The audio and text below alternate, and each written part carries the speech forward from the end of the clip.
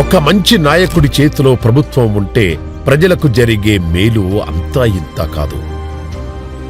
కేవలం ఒకే ఒక్క సంతకంతో జగన్ తెచ్చిన నల్ల చట్టం ల్యాండ్ టైటిలింగ్ యాక్టును రద్దు చేసి ప్రజల భూములను కాపాడగలిగాడు. అదేవిధంగా అవ్వాతాతల పెన్షన్లు 4,000కు పెంచి వారి జీవితాల్లో ఆనందాన్ని, ఆత్మగౌరవాన్ని నింపగలిగాడు. గత 5 ఏళ్లుగా ఉద్యోగాలు లేక నిర్వీర్యమైన యువతలో ఉత్సాహం నింపి ఉద్యోగాల కల్పనకు యంత్రాంగాన్ని కదిలించగలిగాడు. నిరుపేదలకు పట్టెడన్నం పెట్టే అన్నా క్యాంటీన్లను మళ్లీ తెరిపించగలిగాడు.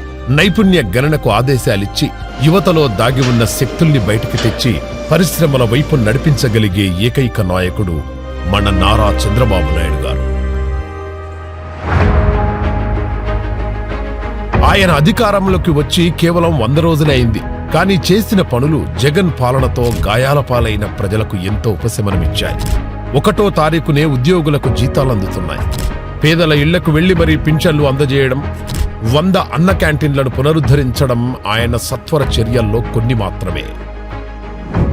చేనేత వృత్తిదారులకు జీఎస్టీ ఎత్తివేసి పేదల గృహ నిర్మాణానికి 50,000 అదనంగా ప్రకటించడం, రైతుల బకాయిలు తీర్చడం వంటి నిర్ణయాలు ఆయన సుదీర్ఘ దూరదృష్టికి నిదర్శనంగా నిలుస్తున్నాయి. అనుకోని విపత్కర పరిస్థితుల్లో విజయవాడకు భారీ వరద రావడంతో 6 లక్షల మంది ప్రజలు తినడానికి తిండి, తాగడానికి నీళ్లు లేక నానా కష్టాలు పడ్డారు. ముఖ్యమంత్రి చంద్రబాబు నాయుడు ఇంటిని వదిలి కలెక్టరేట్ను తన నివాసంగా మార్చుకొని ప్రజల్లోనే 10 రోజులు గడుపుతూ వారికి సహాయం చేశారు. 74 ఏళ్ల వయసులోనూ తానే ఒక యువకుడిగా మారి యంత్రాంగాన్ని పరుగులు పెట్టించారు. బాధితులకు కొండంత అండగా నిలిచారు. సత్వరం సాయం అందించారు. అన్ని అంశాలను దగ్గరుండి పర్యవేక్షించి విజయవాడను తిరిగి సాధారణ స్థితికి తీసుకొచ్చారు.